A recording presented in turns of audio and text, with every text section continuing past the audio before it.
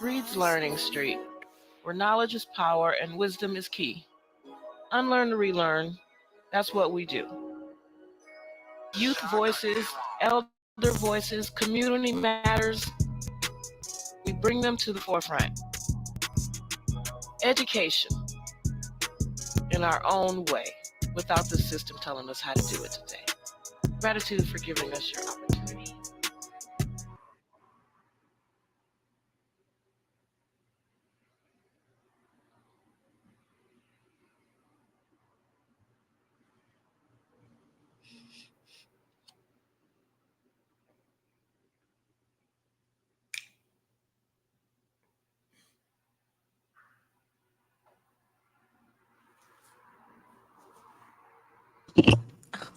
Bloopers. Gratitude, grand rising, grand day, good afternoon, good day, whenever you catch this. Thank you for joining us. I am Cherie Reed L.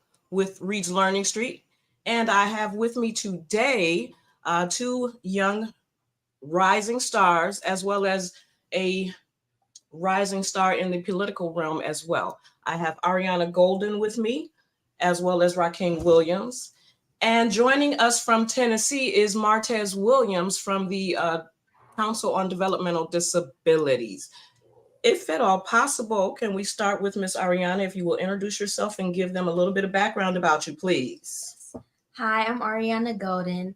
I am a current freshman at FAMU, and I recently just graduated from Cass Tech. And a little bit about me, I was former co-captain of my dance team, and I'm majoring in biology. Hi, my name is King, also known as KingTheSwimmer.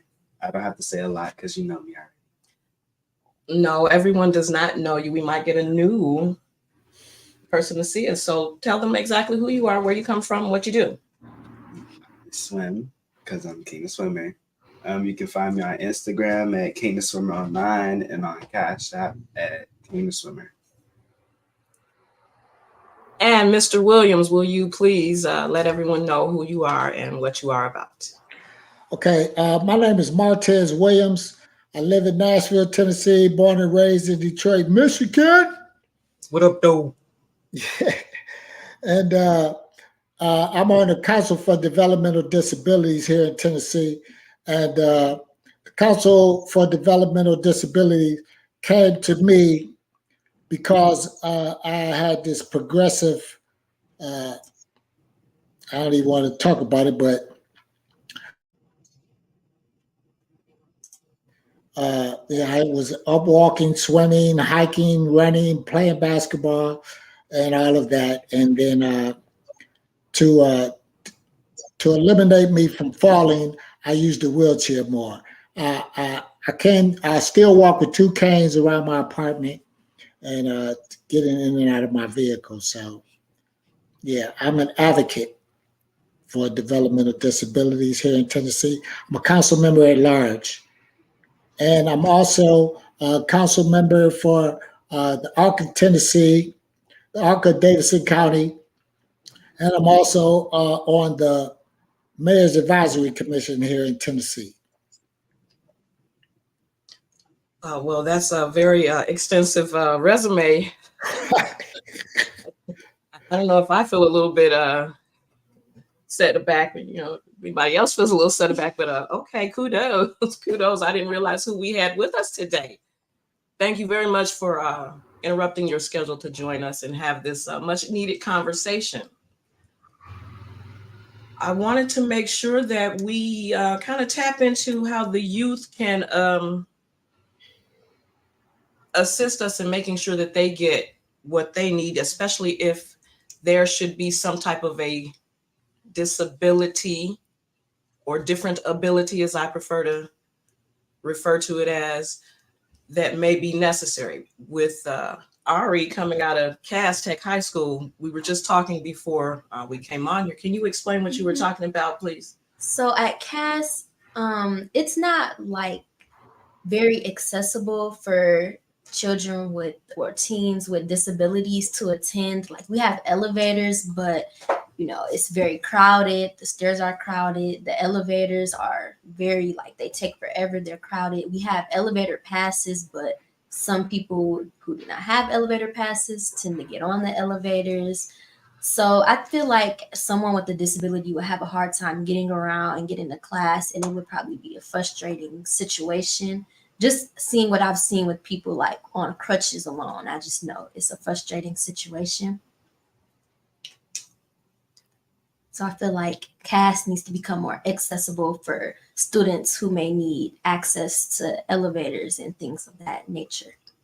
I was just going to say, I remember one of the swimmers, he broke his toe or ankle or something, and he had to temporarily use. Yes. And he was even complaining like, this is just hard. Yes. I'm not trying to speak for it. That's why you're here, so that you can speak for your age range. Yes, like I've known people, and like they'll twist their ankle, they'll have an elevator pass, and they'll literally use the stairs just because it's so difficult to use the elevators. And we even had like this past school year, one of the elevators was down for maintenance for like the end of the school year, so that took away access for some people. You have to go all the way on the other side of the building just to get on the elevator. So it's a difficult situation. So with you being on the Developmental Disabilities Council there, can you explain what you've accomplished with the strides? You know, because I think they both relate. Yes. Okay. What I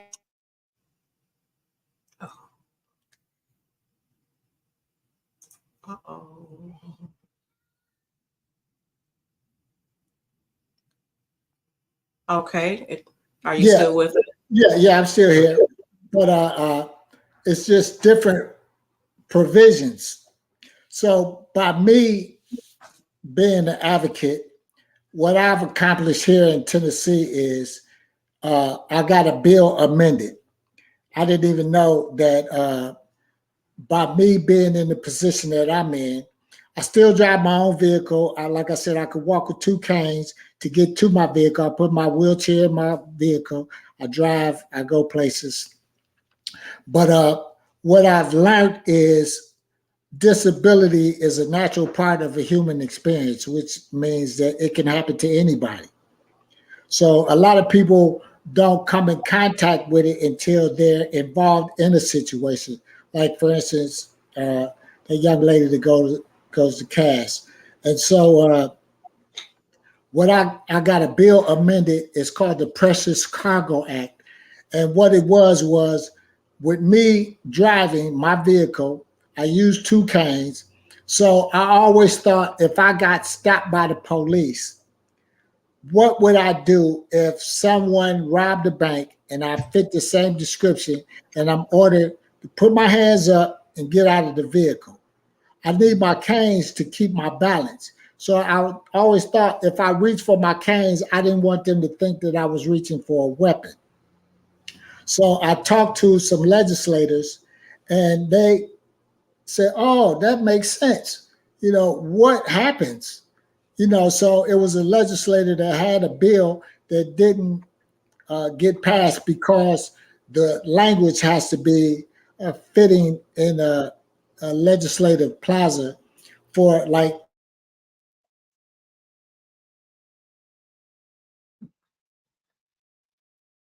So I ended up getting with that legislator, got the bill passed, got a bill signed by a governor, and I just made it from there. That sounds like that's a major accomplishment. And you said that you're from Detroit, which we've already established. Driving around in Detroit and being disabled, the license on your car would alarm a lot of people, would it not, to say, hey, I'm disabled, making what I would say is a target. Yeah, I would say that too. But see, one thing, like here in Tennessee, what I refused to do is get a plate that had disabled on it. So I just used and I have to park in the handicap parking space, I use a placard because I was born and raised in Detroit, and I didn't want to be used as a target. So that was the first thing that I thought about. And so from that perspective, I just try to always think about where I came from and where I'm at, even though, there's criminals in every state, every city.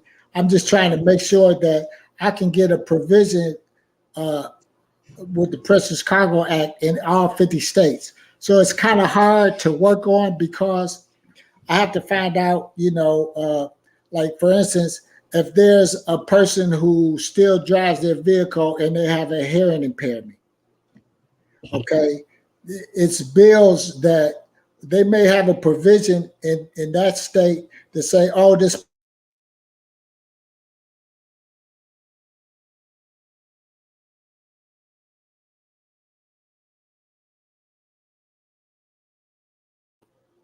trying to get bills passed. So it's more of a patience. You have to have patience. You have to be able to endure the negative.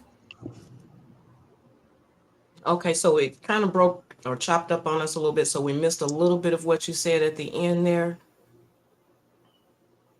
I want to ask King, how does he feel about the issues that we're talking about? Because I don't want to leave him out of the conversation. Well, I've been listening all this time, but I think y'all are absolutely right because I've seen people even reach for wallets when police pull them over and they think they're grabbing for a gun. So it'll be especially hard for someone with a disability looking for like their canes or anything of that sort. So I think he's on to something with talking to a government about that, a governor. Okay, all right, yeah. So we're all in agreement that yes, that is a dangerous situation to be in, to have to reach for anything. Now contemplate, like you were saying, first of all, like you're saying, driving to get to school. Mm-hmm. And then getting to school and still having to get in the school, up the stairs or elevator or etc. There's issues all the way there. Yes. You're getting ready to go to college. Driving. How are you going to feel with let's say you meet someone who has some form of a different ability, mm-hmm. and now they have to manage, be concerned with, if I grab something, how am I getting out of my, am I bringing attention to myself? Am I not bringing attention?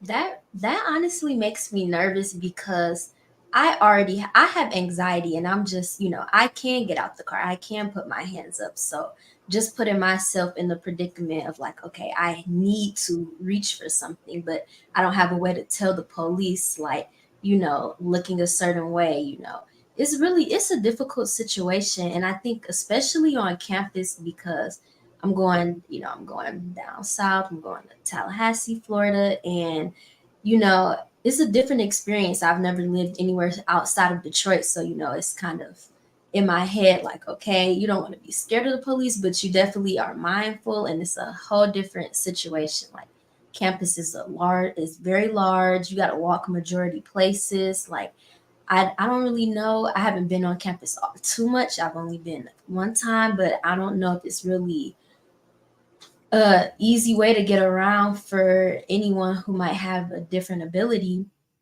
I know we have shuttle buses, but from my one experience being on campus, it was overcrowded. One time I waited, and when the bus got there, they told me that wasn't any more space, so I had to walk, and I had the ability to walk, but what if I didn't?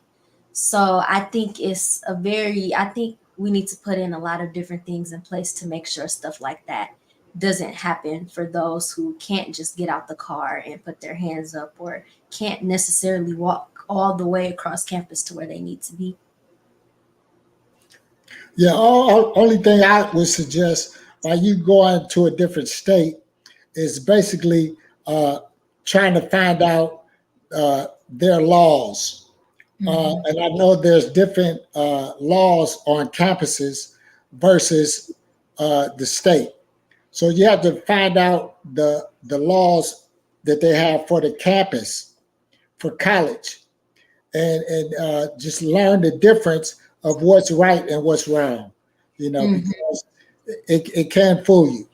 It will fool you. And knowing that this your first year, you probably can't even drive on campus or Nope. your own vehicle. I like what you just said. That's going to lead into my next subject of the tricks. You said fooling, uh, politricks. I do want to get into that if you all don't mind.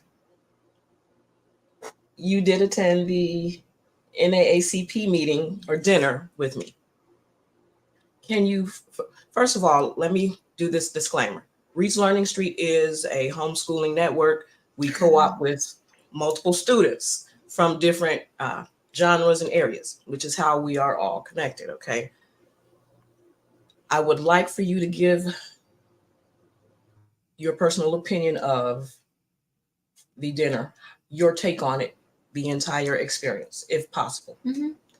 So I attended the NAACP dinner for the first time this year, and it was a very eye-opening experience for me, like being in the room with so many leaders and just advocates for many different things, and even sitting at my table, like I was the youngest one at my table, and hearing their experiences, it just makes you see how big the world really is. And like, it made me feel like my little impacts were just like tiny in comparison to what everything you can be doing. Sitting there, it was like I feel like I could really do more. And it's not in just like one specific thing, like, okay, more like for the Black community or more for this or that, just like more in general. Like, it's a lot of things in a lot of different situations that need advocates and need people who are passionate. And each person sitting somewhere were there for a reason. And so it just made me see like being Black in a different aspect. Like, everyone there was doing something good with their life. Like, they were just, it's a hard experience to even put into words, but it made me realize that as people of color, we need to really speak strongly on what we need. Like, no one's gonna advocate for us how we are. So that's kind of what sitting there and attending made me feel like. And the politics aspect of it, I do not know much about politics, but I do know that having people of color in those positions help and benefit us. So that's how I felt attending the dinner. Okay, you said it's hard to put into words, Yes. although you were sitting at the table with people that were already established. Is that what you're saying? Yes.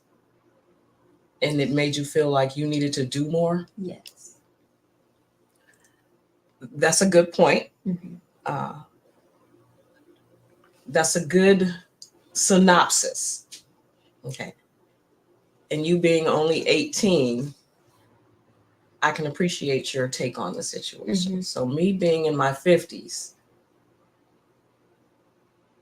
my take on the dinner was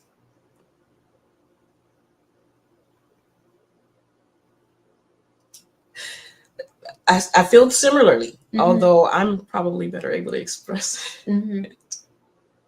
Like you said, I think that we need to focus on assisting us, Yes. because there was a lot of assisting of other people Mm-hmm. that was going on as opposed to assisting us at that particular dinner. And I'm glad you mentioned that. Mm-hmm. So you as a young person, you also saw that, Yes.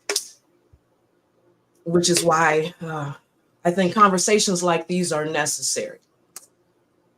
You say you don't know much about politics, and Mr. Williams, he works all the way down in Tennessee, but he's here, or he's from Detroit, and he's very involved even down there Mm-hmm. because of his experiences here in Detroit.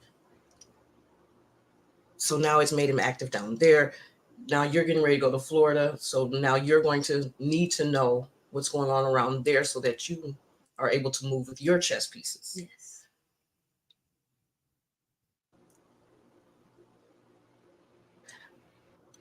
I'm working to be very politically correct with my wording. Can we ask you a question? With you already being in politics, do you have any suggestions for the two of us? Because we had obviously the same experience at this NAACP dinner. Have you ever had any experiences with the NAACP? Well, a little bit with the NAACP. I'm not really able to really talk about politics, but all I can say is basically the whole key to all of this is gathering as much information as you possibly can with public policy. Okay. So that's like And you learning. learn, yeah. It's like learning public policy, whether you can get a book on it, and it deals with the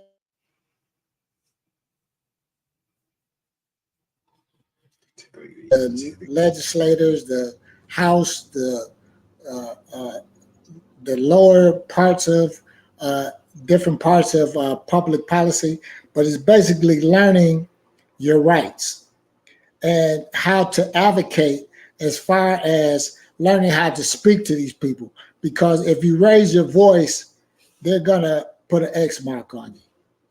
If you talk to them with sensibility, like you just like, I'm learning and I want to learn more, then they will try to inform you as much as possible. Okay, so now can I ask you a question? Mm-hmm.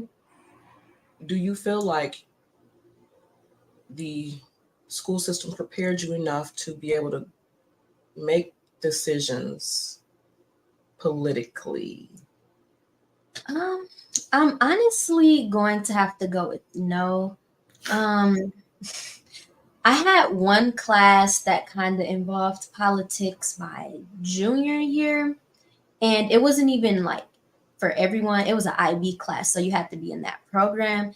And even with that class, we learned about situations that happened in the past. Like, while I think you can learn from those situations, as far as current political issues, I'm not really informed on it. And I know the basis, like, okay, when you get pulled over, those types of rights, because that's just little stuff that you learn along the way. But like being able to conversate with a politician and like really be informed and know what I'm speaking about, I wouldn't feel prepared to go in the world like that from the school system I was brought up in. So now, before we came on this live, you were nervous when I told her who we were actually going to be speaking with. She just got off like a bottle of nerves. Like, she didn't know how to say, or not, she didn't know how to say, but she was wondering what words to use, and which goes to show and prove that the public school system did not prepare the youth to be able to have I won't even say political conversation, just an intelligent conversation about laws and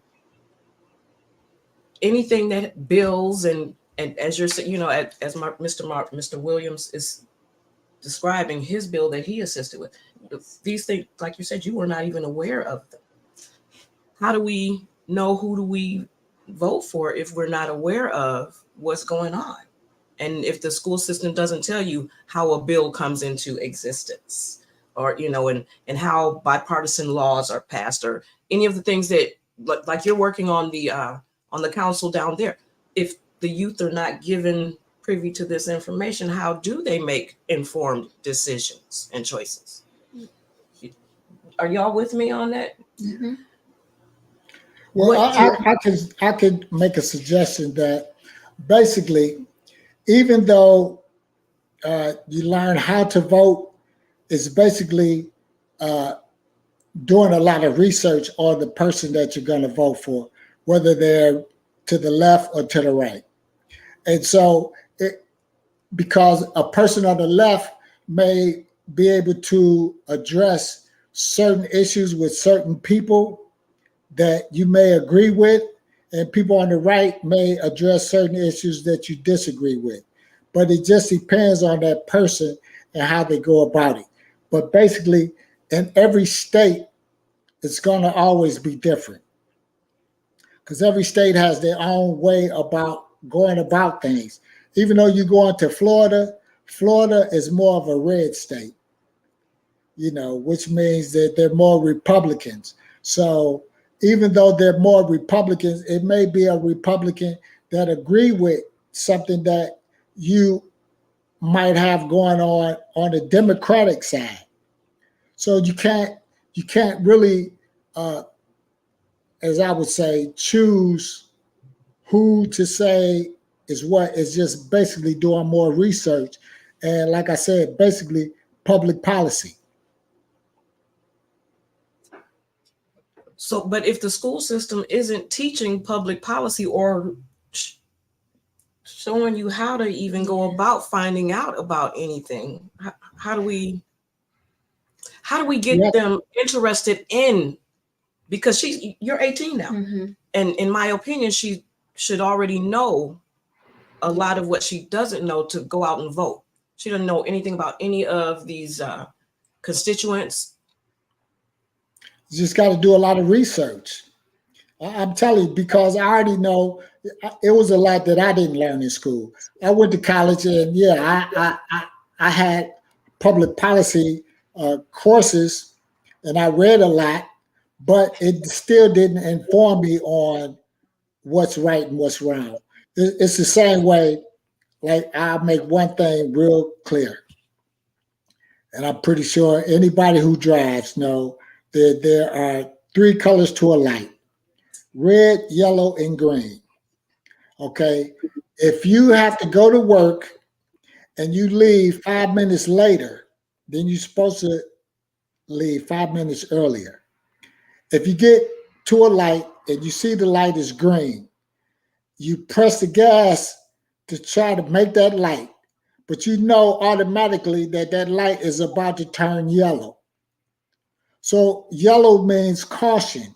So actually, are you supposed to pump the brakes or hit the gas pedal? If you hit the gas pedal and go through that light that turns yellow, by the time you come through that light, it's going to turn red. The police are on the other side. They're going to stop you. Say, hey, what you want that red light for? You're going to say, the light wasn't red, it was yellow. They're going to say, okay, well, you're supposed to pump the brakes on that one. So now you're going to even be even later than what you were supposed to be. So basically, the whole point of what I'm saying is leave early, get as much information as you possibly can.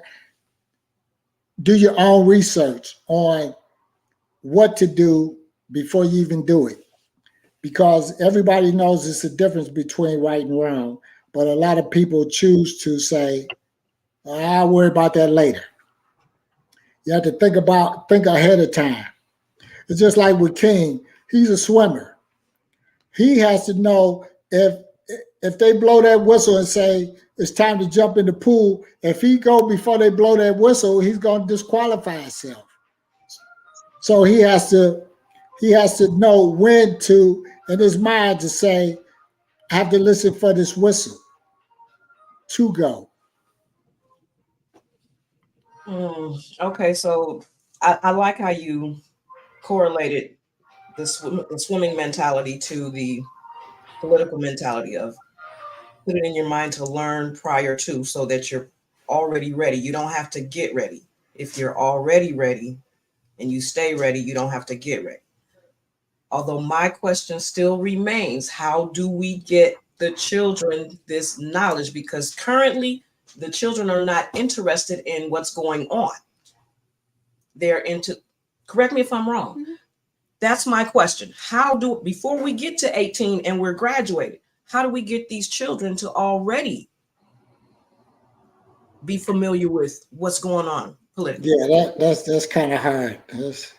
That's very difficult, because the person they have to want it within themselves to know. If they don't want to know prior to, they're trying to inform them about doing it later. It's like catching up.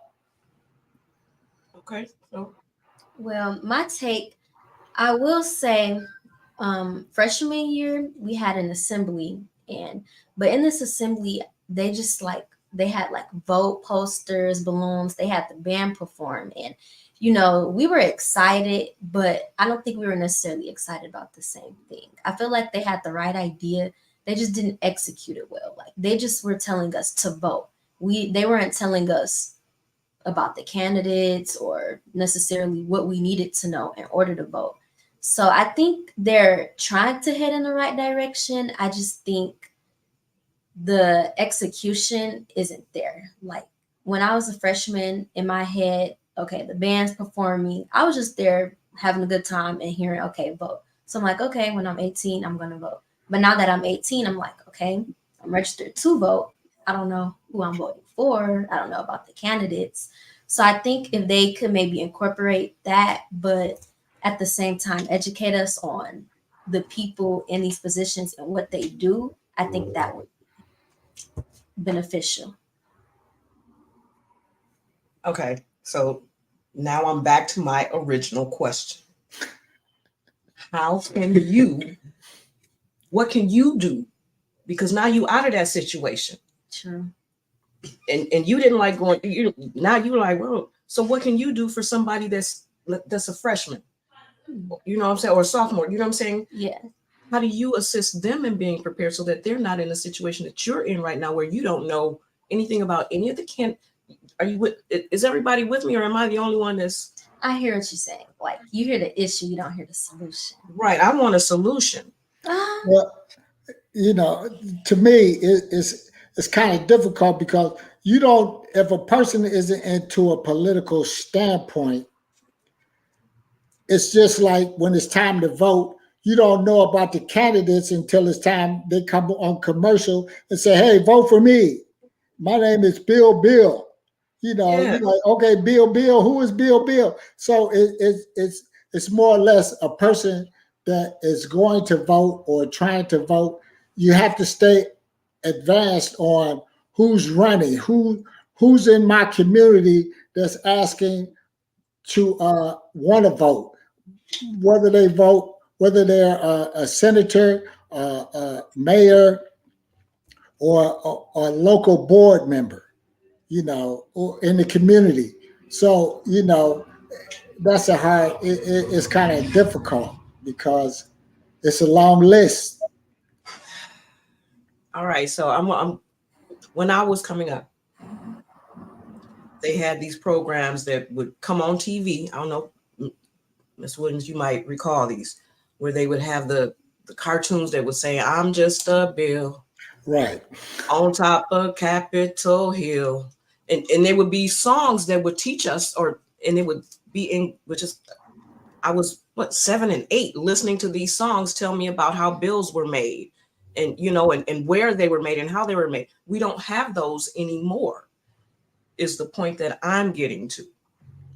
That if we had that again, the children would be more aware of how laws and statutes and bills are made. And then they would have that interest in, well, let me go find out who's writing this bill for that, or who's writing this bill for this, or who's writing a bill for my people, and who's invested in my people and what my people are going through. Right. Okay. It's just like if you said like you went to the NAACP and you talked to those people.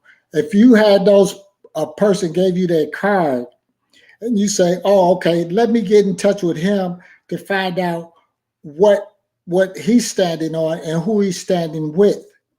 So then that's how you get involved in what's going on in the community. Other than that, if you don't have it, you still gonna have that thing coming up in your head. I got a bill on Capitol Hill, And so I already know how that situation is because even though, like I try to explain, even though the person that you're voting for helped you get a bill passed, the majority of them don't even know what bill got passed until after it got passed. Because it's the people that work in their office that is basically doing all the work with the people in the community. That legislator, he's not really, he's there, but he isn't really in the community, until it's time to vote for him. So it's the people that work in his organization that are basically there doing all the work. So you have to get in touch with them. Okay, so now the position that you're in, you had to be out in the community in order to be seen, or in order for you to attain your position, correct? Well, no, not really, because what happened with me was I was in this program. It's a long story, so I don't know how long y'all got, but what happened, it was a process. I started out working and lost my job.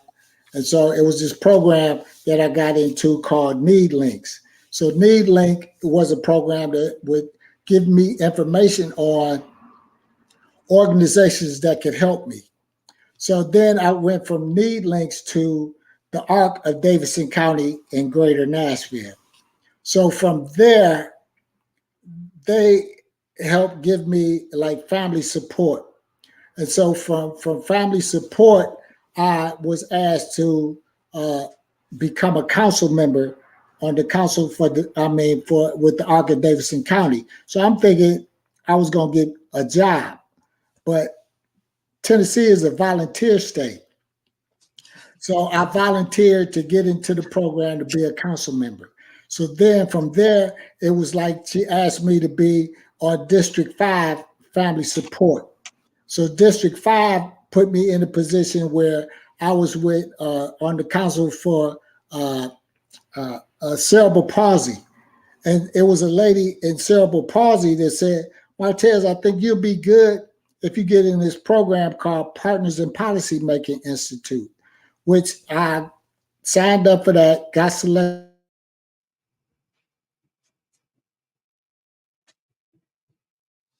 Staying at a hotel, and every weekend we would have another meeting. So from there is how I got selected to be on the Council for Developmental Disabilities, because I just was more of a listener, and I would listen and try to get everything straight to the point. I wouldn't try to go through a long conversation because I know that would make people go to sleep.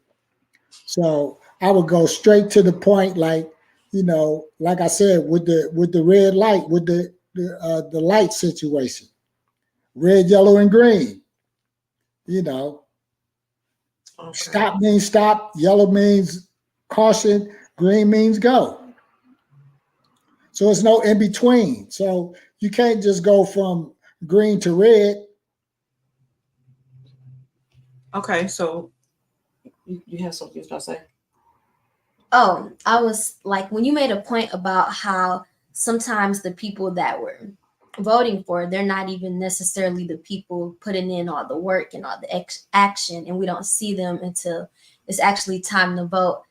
I related to that statement a lot because sophomore year, I volunteered for the Gary Peters First State Senate campaign, and I didn't even know who he was, to be honest. And I never met him, but we were out there, we were putting out his flyers, we were putting up his yard signs, but I never seen the man, never knew him. So I feel like that's a very true statement, especially like not even your workers or people volunteering for your campaign. They don't even know you or what you represent. And yes, I was sophomore, so I necessarily wasn't interested, but it was kind of like eye-opening for me because it's like, okay, is this something you really believe in, or is it just for show? And do you just show up when it's time to actually vote?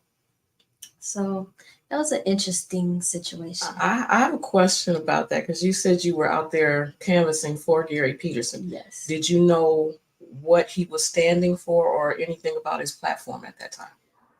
I knew really, so I'm really involved in my church, and how I ended up in the situation volunteering is because the people at my church supported him. So I was just going along with that support. So you were going along to get along. Yeah. Crew. Yes. Still didn't know anything about what he stood for. You were just going along. No. In my head, it's like, okay, I'm volunteering. I'm doing good work. So if he was on the stance of, I don't like colored people, Yes. and you're out there canvassing for him, hey, vote for Kerry Peters. You know, I'm Mm-hmm. not saying that that's what he was doing. Yeah. I'm just saying you had no idea, no clue. You're just vote for him. He could have been a serial killer, and you're voting for a serial killer. Because a lot of growing up, it was just for me, like, I just hear people say, okay, vote blue, and that's what he represented, and so I'm like, okay, this must be the right person to vote. Without doing any research on him, Yes. just going because he's in the blue. Mm-hmm. Goes back to my original stance of, even in your sophomore year, you're out here canvassing for someone that you've, one, not done any research on, two, in your church, they didn't even give you any history on them. Just said, here, come on and volunteer your time. Should not your church have given you information on this candidate before putting you out in the community to say you represent that candidate? I agree. My church, they do give out information on candidates, but mainly to the people that are voting. Not like at that age, no. I wasn't in those meetings or hearing those conversations. Not that they weren't available to me. Okay, so I was just going to say, wouldn't it have been good, though, for you to participate in those meetings so that you would have been aware of what you were doing or who you were representing at even that young age? Yeah. So that now when you get here, you're like, oh, yeah, Gary Peterson, I know all about him. Yes. I just think it wasn't really, the importance of it wasn't really enforced on myself, or I think anybody really at my age. So we just didn't feel like, okay, this is nothing for us. This is for the adults, That's how I feel. Okay, that goes back to my original, which is why we have this platform, so that we can have these conversations to bring attention to the fact that our youth need more more knowledge, more elders, more of us giving them an opportunity to sit amongst us for conversations that they can participate in and become a part of. I had a situation recently with a parent whose children are developmentally disabled, and they had an issue with the school system.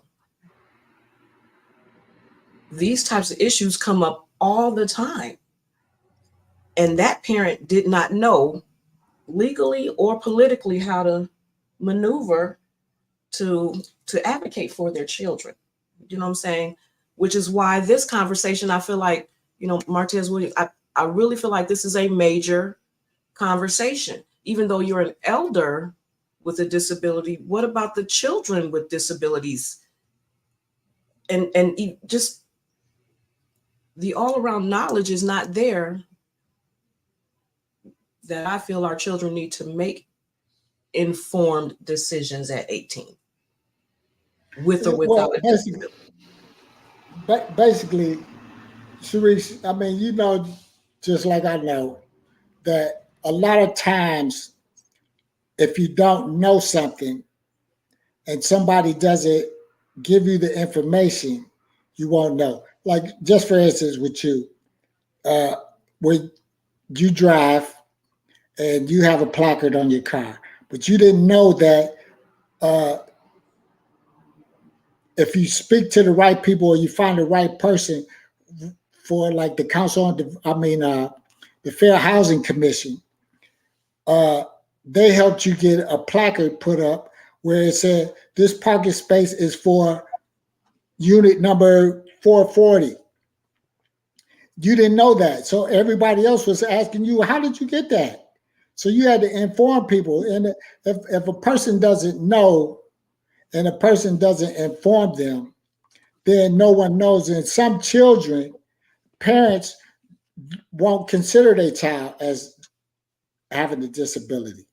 because that's more or less like I don't want nobody to know my child is slow or visually impaired or whatever. You know, it's like for instance in the movie with Ray Charles. You know, he knew his mother told him, you know, uh, put these shoes on, and every 4 steps you look for a creek or a crack in the road, and you know where to go. So he learned how to navigate on his own. So basically, that's what I'm saying is, if a person is interested in knowing their rights, it can't be forced on them. All a person has to know is you do have rights. You need to look this up. And so then that depends on the individual to say, oh, I do have rights. I need to look this up to let them know that what my rights are. So it depends on the individual, basically. My other thing was, like, for instance,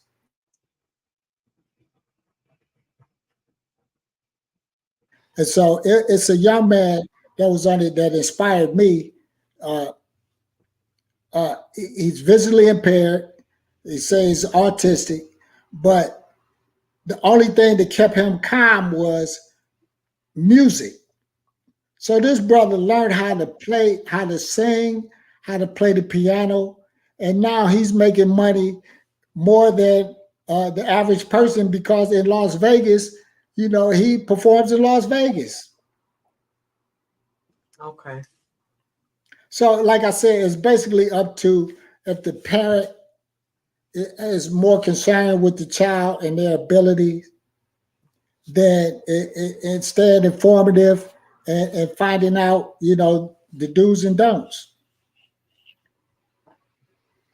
All right, sounds good. Okay, so I know we've got King sitting here, and I want to include him in the conversation. Well, talk up, King.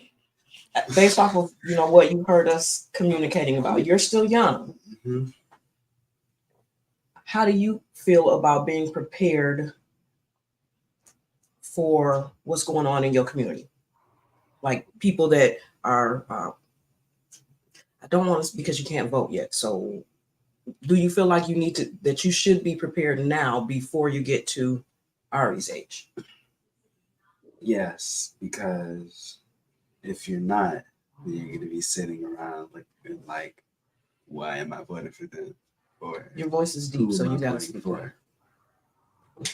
up. I think, like my mom said about the commercials when you were younger about politics, that was a good way to teach people when they were younger. But like Mr. Martez said, you can't force it on the person because they have to want to learn it for themselves to be able to learn it. Even though you could say it's needed, you're not going to get anywhere by trying to force somebody. I agree. I agree. Forcing anybody to learn something is not going to accomplish the goal. Providing Yeah. the information there, though, planting the seed is very valuable. Like just dropping in a Like little nugget here. if you, unless you make it fun for them, like my coach, when he was younger, he used to hate peas, but so the way he tricked his mind is he would hide the peas under mashed potatoes and eat the mashed potatoes and he wouldn't taste them. So that's how you trick your mind. So what I'm getting at is you can give them what they need, but don't let them know that that's what you're giving them. Okay, I like your logic. I like that. I like that logic. I can agree with that. To technically feed it to you without you knowing that that's what you're getting. Mm-hmm. That makes sense to me. Okay, I can do that. And then eventually, once you're older and more mature, you can tell them that's what I've been teaching you. And then it's not going to be like, oh, ew, I didn't like that. It's going to be like, huh, I know something now. I agree. I think the conversation starts at home. Like there's certain things like that are enforced at home. Like, okay, if you see your parents are informed and they're voting and like just casual conversations at dinner about it, then naturally you're gonna get in the habit of like, okay, understanding what they're talking about and being involved. Because like when you're a kid, you're nosy, you want to know what your parents talking about. So I kind of agree, like if they just open it up and just casually conversate about it with their children, then naturally their children are gonna look up certain stuff like who are they talking about, and certain stuff like that. I think you can incorporate it at a young age, the world of politics. Okay, all right. I'm pretty impressed with my youth cohorts today that joined me. We have been going for about 50 minutes. We've got about 10 minutes. Well, actually, I want to keep it up under an hour. Martez Williams, if you would please give us some final words or sharings with those that are watching us today. All I would like to inform people is, even if you're young, under the age of 18, and you're willing to accept the fact that you're going to get older, your vote counts. So even though you don't vote now, you can still start doing surveys and finding out, what does this person stand for? Oh, this person won the election, or in their community, they're able to, what are they going to help that person do? You have to address situations to see, like, for instance, if the sidewalks are messed up, and even though you're able-bodied and you're walking, but the sidewalk,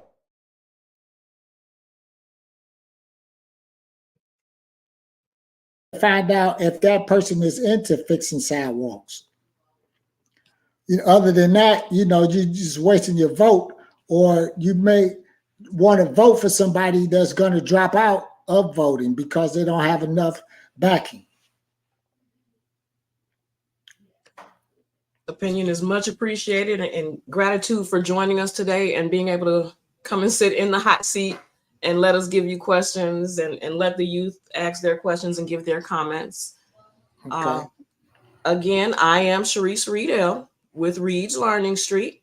This is Ariana Golden from FAMU, and Raking Williams with Reed's Learning Street, as well as Wayne State University, saying thank you and gratitude for joining us today. And support who supports you. Again, this broadcast also was brought to you today by Get This Wisdom Magazine Live. So make sure you go over and support them. Thank you and have a great day. Thank you for watching our videos. Support who supports you, and check out some of our supporters. Definitely like, share, subscribe, and have a great day.